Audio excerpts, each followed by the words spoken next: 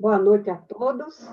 É com muito carinho, com muita alegria, que nós iniciamos o nosso trabalho de todas as segundas-feiras, nesse lar que é de Teresa, que é cada um de nós. E de forma muito especial, esse lar dentro da nossa casa, perfumando nossos lares com as rosas de Teresa. Hoje, na palestra de hoje, nós vamos ter um tema muito especial, Orai e Vigiai, que está no Evangelho segundo o Espiritismo, como nós sabemos, a cada segunda-feira nós estudamos o Livro dos Espíritos, do Evangelho segundo o Espiritismo. E o tema de hoje, então, é Orai e Vigiai, e nós temos uma nossa convidada especial para a palestra de hoje, a nossa querida Ana Cláudia, já está aqui conosco, Ana. Boa noite, Magdala, boa noite a todos que estão aqui nos ouvindo. É um prazer enorme estar aqui no Lar de Teresa virtual, né? Nesse momento em que Teresa expande as suas paredes para além da sua sala física, né? E que possamos ter uma noite de muita reflexão, Magdala. Nós vamos, então, nesse momento, fazer a nossa leitura inicial da página de hoje,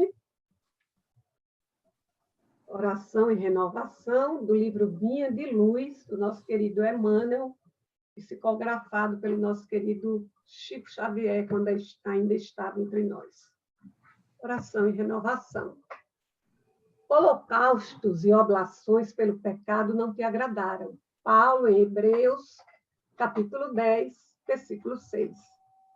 É certo que todo trabalho sincero de adoração espiritual nos levanta a alma, elevando-nos os sentimentos.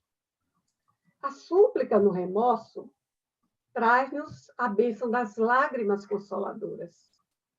A rogativa na aflição, dar-nos a conhecer a deficiência própria, ajudando-nos a descobrir o valor da humildade. A solicitação na dor revela-nos a fonte sagrada da inesgotável misericórdia. A oração refrigera, alivia, exalta, esclarece, eleva, mas, sobretudo, afeiçoa o coração ao serviço divino. Não olvidemos, porém, de que os atos íntimos e profundos da fé são necessários e úteis a nós próprios. Na essência, não é o Senhor que necessita de nossas manifestações votivas, mas somos nós mesmos que devemos aproveitar a sublime possibilidade da repetição, aprendendo com a sabedoria da vida.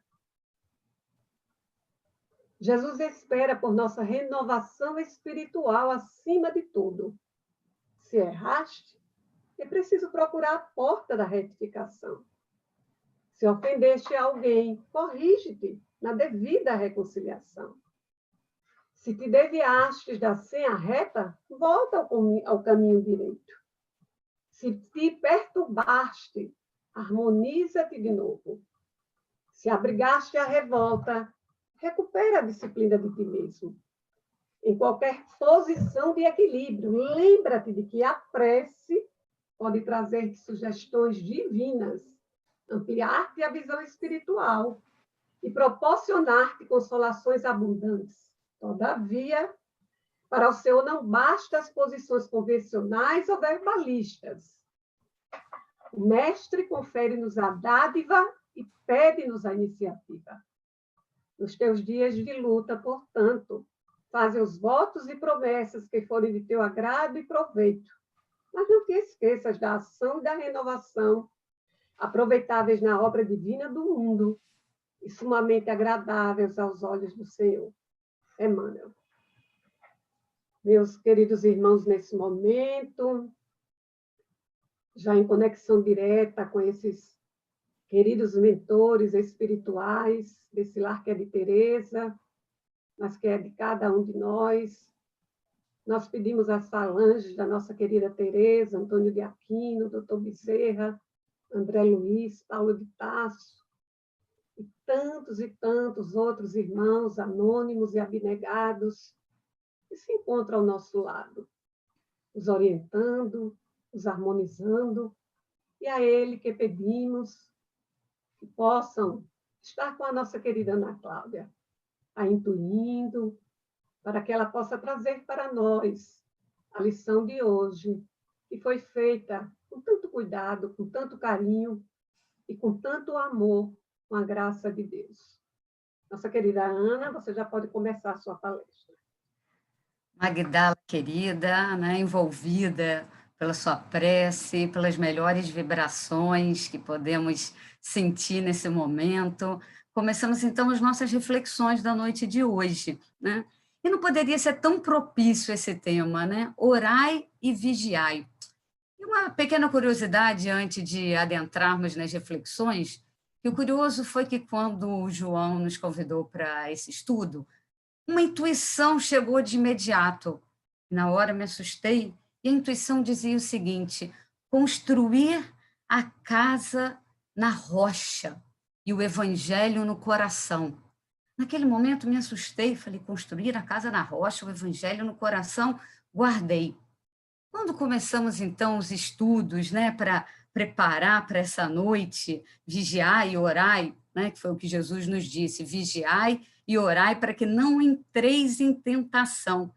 E fiquei me perguntando, será que isso tem a ver com aquela intuição do construir a casa sobre a rocha e o evangelho no coração dos homens? Então, fui ao evangelho, fui lá ver o que né, nos dizia sobre construir a casa sobre a rocha. E encontrei essa passagem no Evangelho de Mateus e no Evangelho de Lucas.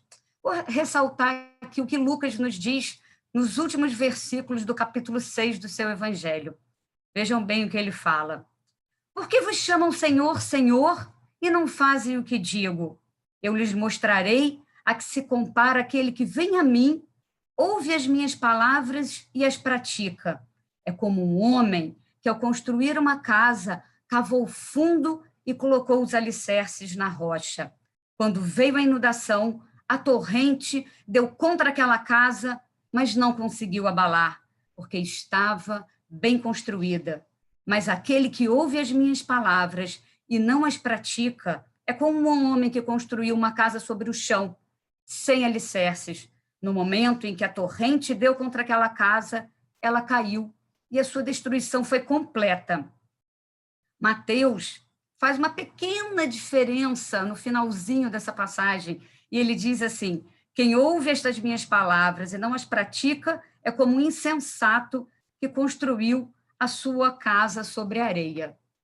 Vamos pensar, né? O que essa casa construída sobre a rocha e não uma casa sem alicerces ou construída sobre a areia tem a ver com orar e com vigiar? E para que possamos fazer essa conexão, vamos ao dicionário ver o que o dicionário, ainda não as palavras de Jesus, mas o que o dicionário nos coloca como orar, vigiar e tentação, né? Porque Jesus fala, orai e vigiai para que não entreis em tentação. Então, lá no dicionário diz assim, rezar, orar, rezar, fazer uma oração, uma prece, uma súplica, pedir insistentemente. Vigiar, já fala o seguinte, velar, estar atento, estar de sentinela, manter-nos despertos o tempo todo. A função de um vigia é de vigiar e estar atento para ver o mal antes que o mal chegue. E a tentação significa um impulso para a prática de alguma coisa censurável ou não recomendável, né? Então, vamos começar essas reflexões, essas conexões, entendendo, né? Será que nós já aprendemos a vigiar e orar e construir esse evangelho com muita força dentro do nosso coração? Né? Já conseguimos orar, pensar, estarmos fortes, mesmo que chegue uma adversidade, a gente se mantém ali como uma rocha. Acontece que não, né? Acontece que muitas vezes nós ainda estamos frágeis, ainda estamos abalados, ainda não estamos tão fortalecidos e, ó, basta uma brisa torta para vir e desajustar o nosso pensamento, trazer aquelas sombras que nos assustam, todas de volta. Sobretudo nesses tempos atuais em que estamos vivendo, tempos tão difíceis, que somos tão bombardeados por notícias o tempo todo, né? Então, vamos pensar, Será que já colocamos a nossa casa sobre essa rocha? Ou será que essa brisa torta, né, vamos dizer assim, consegue nos abalar? E que casa é essa, né? Muitos podem se perguntar. Mas, afinal, que casa é essa que tem que ser construída na rocha, né? Nós já sabemos que Jesus não mandou que construíssemos apenas uma casa física na rocha. Não é isso. Mas construir as suas palavras, os seus ensinamentos que estão lá no Evangelho, ensinamentos de amor, ensinamentos de perdão, ensinamentos de compreensão, ensinamentos de uma certeza de que nunca estamos sós, né? De que o Pai não nos abandona. Então, nós, espíritas que somos, conhecedores dessa doutrina que tanto nos acolhe, que tanto nos abre os horizontes, nós já sabemos da imortalidade da alma, nós já sabemos da reencarnação, nós já sabemos que nós não educamos apenas para uma única vida, para um único momento, nós já sabemos que vida e morte são dois lados da mesma vida, né? Nós estamos vivos desse lado ou estamos vivos do outro lado. Então, por quê? Quantas vezes ainda vacilamos, ainda nos permitimos que aquele pensamento torto, muitas vezes, que nos chega, abale a nossa certeza, abale a nossa emoção, né? Abale tudo isso. Então, precisamos aprender a construir, sim, essa casa na rocha, precisamos ter a certeza desses ensinamentos que nós já temos e sabemos, e como já sabemos, que a natureza não dá saltos. Mas, assim como a natureza não dá saltos, a natureza interior também não dá saltos. Nós não modificamos de um dia para o outro, né? Vejam só o que Emmanuel nos diz nesse livro aqui, no Fonte Viva, né? Logo no comecinho, no capítulo 110, que diz vigiemos e oremos, olha só o que ele nos conta, que as mais terríveis tentações decorrem do fundo sombrio da nossa individualidade. Então, as tentações, elas estão vinculadas ao indivíduo, né? A tentação como uma questão íntima, né? Como ele nos diz aqui, que decorre do fundo sombrio da nossa individualidade, das nossas dores, dos nossos medos, das nossas ansiedades, e pensamos, nós que temos a doutrina, que temos o conhecimento que a doutrina espírita nos traz, né? Nós já sabemos que caminho vamos escolher. Vamos continuar nutrindo aquele homem velho, ou vamos nutrir o homem novo, que está apenas nos esperando, né? Esperando, na página inicial, Magdala, quando você leu, tem uma passagem que fala, né? Jesus nos pede ação e renovação. Mas como agir e renovar? Nós já sabemos que nós somos coparticipantes da mudança que desejamos ver no mundo. Não adianta mais, e já sabemos disso, né? Ficarmos reclamando, ficarmos esbravejando contra tudo, ficarmos enfraquecidos diante de todos esses acontecimentos que estamos ultrapassando neste tempo da humanidade, porque já temos esse conhecimento da doutrina que nos mostra, não é só o aqui e agora, nós estamos no agora, plantando o que vamos colher como espíritos imortais lá na frente. Todas as épocas da humanidade foram assim, grandes abalos, grandes mudanças, uma renovação.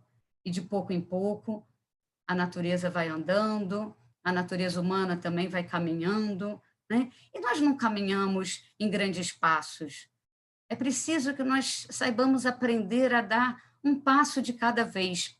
Me permitam fazer uma relação muito curiosa com o aprendizado, né, que eu pude ter alguns anos atrás, numa época em que eu gostava de fazer corridas na praia. Então, chegava eu à praia, aqui na altura do posto 4, em Copacabana, e olhava para o Leme e pensava, nossa, como o Leme é longe, eu nunca vou conseguir chegar no Leme. E um professor muito sábio, ele me disse assim, Ana Cláudia, não olhe para o Leme, olhe para os próximos 10 passos. Olhe na areia para os próximos 10 passos e tente atingir aqueles 10 passos. Quando você chegar nesses 10, conte mais 10. E de 10 em 10, você vai conseguir chegar até o fim. E assim é a vida. né? Jesus nos mostrou isso quando ele veio nos trazer os seus ensinamentos.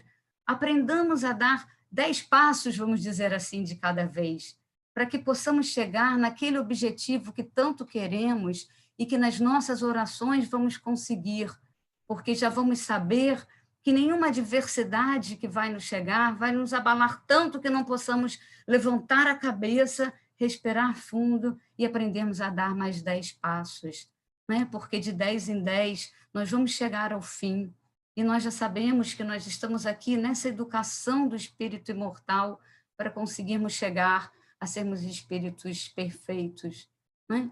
Jesus, quando passou sobre a terra, o que ele nos mostrou? Uma paz de espírito profunda, inabalável. Em seu tempo, haviam problemas, né? Problemas de toda sorte. Jesus conviveu com uma diversidade incrível de pessoas ali que tentavam derrubá-lo, de problemas da época, de misérias da época, mas ele não se abalou. Ele se manteve firme, ele se manteve forte, ele sabia a hora de meditar, ele sabia a hora de agir, ele sabia a hora de se calar e ele sabia a hora de falar, né? Mas é muito curioso, porque aí as pessoas muitas vezes falam assim, né, quando nós falamos de Jesus na Magdala, as pessoas muitas vezes falam assim: ah, mas eu não sou Jesus, eu não cheguei ainda no patamar de Jesus, como eu vou conseguir fazer o que Jesus fazia? Mas aí nós nos lembramos daquela passagem em que Jesus nos disse: vós sois deuses, né? Vós podeis fazer o que eu faço e muito mais. O que ele queria nos dizer com isso? Ele queria dizer, gente, simplesmente, que nós podemos aprender. Então, orar e vigiar para que a gente não caia nessa tentação de nós mesmos.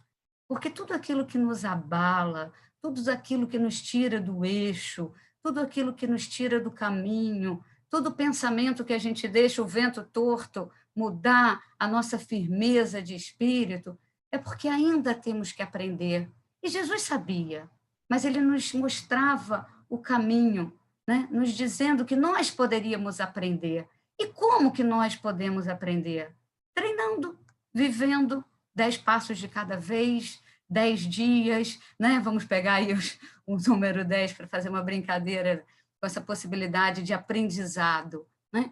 Mas também é muito interessante nós pensarmos como vivemos numa sociedade ainda muito imediatista, que quer as coisas para o aqui e agora. E as coisas do aqui e agora não necessariamente vão funcionar, porque o que estamos plantando agora não necessariamente vamos colher agora. Certamente vamos colher lá na frente, como indivíduos e como humanidade. O que Jesus plantou em seu tempo, nós estamos colhendo ao longo de sucessivas gerações, né, de séculos. A natureza não dá saltos, como já dissemos, nem a natureza humana. Então, não adianta, né? Vamos fazer aqui uma pequena brincadeira, se a gente pode trazer as reflexões, né? Sempre é muito importante refletirmos as mensagens de Jesus, mas entendermos o que ela quer nos dizer nos tempos em que vivemos hoje. Como podemos fazer assim uma comparação, vamos dizer assim, né? Como Jesus falou de tantos ensinamentos que ainda estamos em aprendizado, né? Não podemos resolver as coisas da noite para o dia. Mas a grande questão é que muitas pessoas ainda desejam as mudanças da noite para o dia, né? É muito curioso porque muita gente quer o remédio milagroso que vai tirar a dor, quer, né? Assim, muitas vezes eu morro de rir quando vejo na internet algumas mensagens ou passo pelas bancas de jornal e vende umas revistas que diz assim: o chá seca a barriga em uma semana. Ninguém vai ter um corpo atlético em uma semana porque tomou um chá, nem vai deixar de sentir dor porque tomou uma medicação. Mas nós temos que aprender o que a dor vem nos ensinar, que oportunidade ímpar que ela nos dá de crescer. Nós temos que nos perguntar: desejamos crescer? Desejamos mudar? Desejamos fazer a reforma íntima tão necessária que o Espiritismo nos traz como aprendizado? Essa doutrina que nos mostra que temos oportunidade de mudarmos todos os dias, todos os momentos. A cada momento nós podemos mudar. Então, enquanto humanidade, nós estamos plantando agora e estamos sendo protagonistas dos novos tempos, dessa nova era. Então, pensarmos como estamos orando, como estamos vigiando os nossos pensamentos. Será que realmente construímos esse evangelho dentro do nosso coração, com essa força que nada vai nos abalar? Já temos uma fé inabalável ou ainda estamos orando e esbravejamos quando algo não acontece, né? Muito curioso. Muitas vezes, pessoas podem orar e pedem por si, ou pedem por um ente querido que pode estar doente, e quando aquela oração foi muito fervorosa, não foi uma oração qualquer, mas não aconteceu exatamente aquilo que a pessoa pediu. E aí, vem o agradecimento? Não, né, gente? Muitas vezes não vem. Vem um esbravejar. E aí esbravejamos e perguntamos, mas, Senhor, orei com tanto fervor, com tanta vontade, por que meu ente querido teve que desencarnar? Por que este problema apareceu em minha vida? Por que não tiraste a dor do meu caminho? Mas será que se não tivesse nada disso acontecido, à luz do espírito imortal iríamos aprender alguma coisa?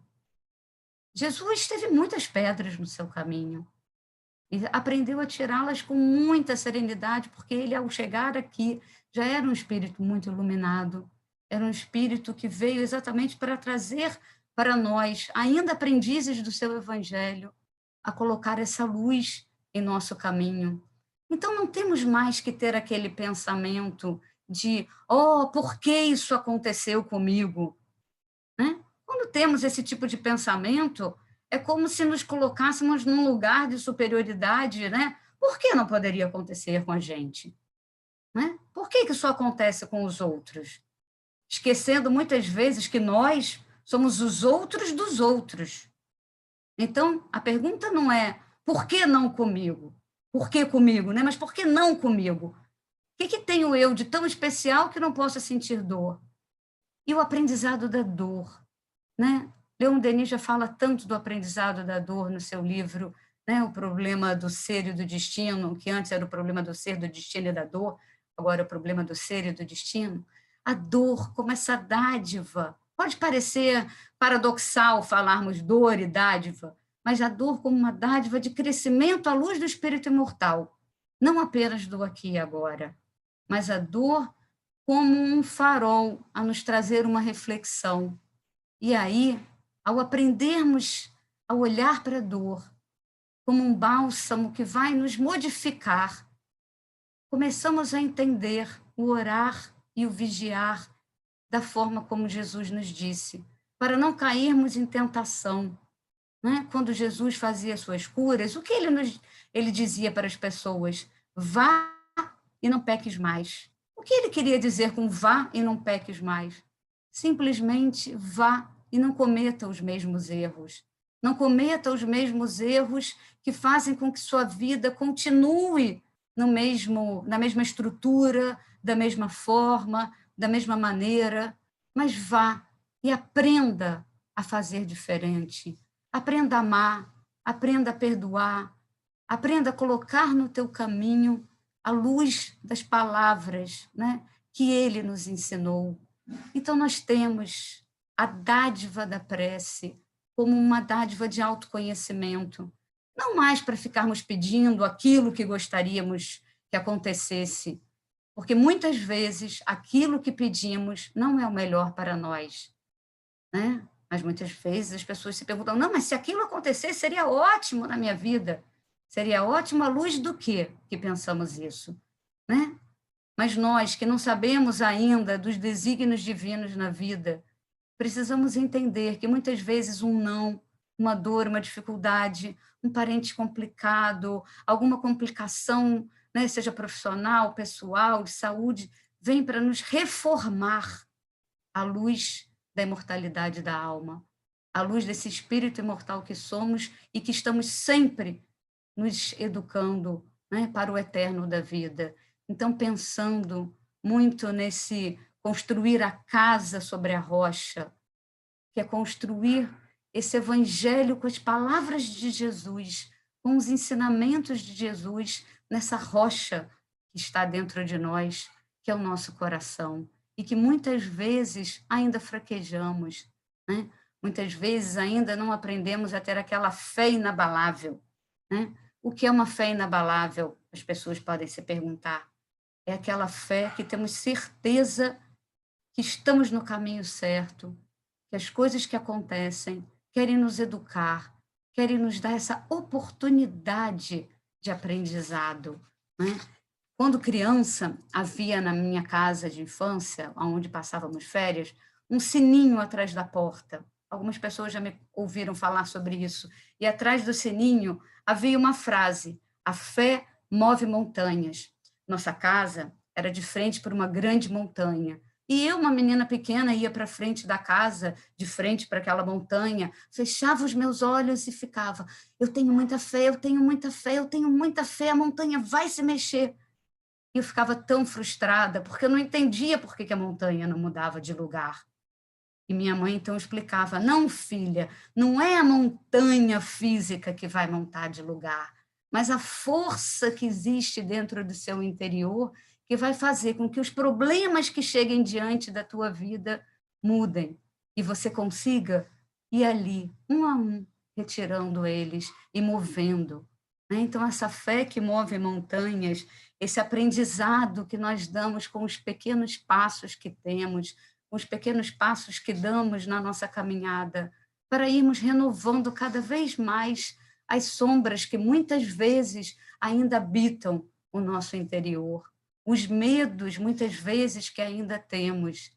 Então, devemos aprender a entrar num quarto silencioso, como se esse quarto silencioso fosse o nosso próprio coração, o nosso próprio íntimo, segurarmos na mão de Jesus e pedirmos a Ele que nos ilumine, que nos mostre o caminho, que nos mostre que não devemos sucumbir diante da dor, mas entendemos que estamos aqui resgatando antigas complicações de um pretérito, de uma vida pretérita, mas não vamos passar por essa vida nos punindo pelas vidas pretéritas. Não estamos aqui para sofrer, estamos aqui para aprender. Mas aprender com o quê? Temos Jesus, mestre e guia, que nos diz: aprende a amar o próximo como a ti mesmo, aprende a perdoar, aprende a compreender. Então, nesses momentos tão difíceis que vivemos na humanidade, temos que ter a certeza absoluta que não estamos sozinhos.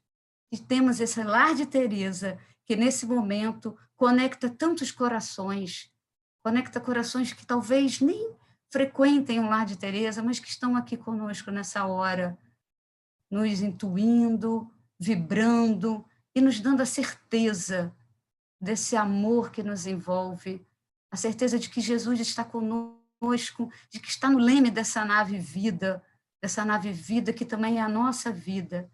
Então, meus queridos, que nós possamos cada vez mais aprender a colocar a casa sobre a rocha, ouvir as palavras de Jesus, não mais titubeando, não mais deixando uma brisa torta levar os nossos pensamentos e a nossa convicção, mas termos a certeza de que estamos nos renovando para viver um mundo melhor e mais justo lá na frente, né? Talvez não estejamos mais aqui nessa encarnação quando a grande transformação que sonhamos acontecer, mas estaremos numa próxima. E nós temos que ter essa certeza de que estamos aqui nos educando para esse eterno da vida, nos educando para essa certeza maior, colocando essa casa construída sobre a rocha do nosso coração, para que saibamos que não estamos sozinhos, né? Que nesse momento possamos trazer a certeza do amor de Jesus, a certeza de que o lar de Teresa, mesmo com as portas físicas fechadas, está plantado dentro do coração de cada um de nós, está plantado na alma de cada um de nós, nos abraçando, nos fortalecendo, para que quando tudo isso passar, estejamos juntos, estejamos novamente nos abraçando. Mas enquanto esse momento não chega, que possamos ficar com o orar e o vigiar para não cair em tentação. Orar para que tenhamos força de dar mais 10 passos para um dia chegarmos naquele objetivo que tanto almejamos, né? Vigiar para que não deixemos mais os pensamentos nocivos atrapalharem a certeza que já temos, a fé inabalável, aquela com obras, aquela que trabalha enquanto ora, aquela que faz e que busca e que tem disciplina para renovar os pensamentos, para colocar em ação os novos pensamentos, mas vigiar para que não mais sejamos tentados por nós mesmos, porque ninguém nos tenta, a não ser nós próprios, a partir do que deixamos com que o outro faça conosco. Jesus não se abalou diante de todas as adversidades do seu tempo. Ele se manteve firme no seu eixo, ele se manteve forte no seu eixo.